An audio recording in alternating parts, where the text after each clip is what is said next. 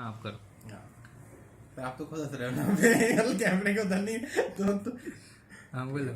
ऐसे नाम कौशिक शर्मा। मेरे को L4 L5 S1 स्लीपिंग की प्रॉब्लम हो गई थी जब मैं दिल्ली में प्रिपरेशन कर रहा था यूपीएससी की लॉन्ग सिटिंग के कारण।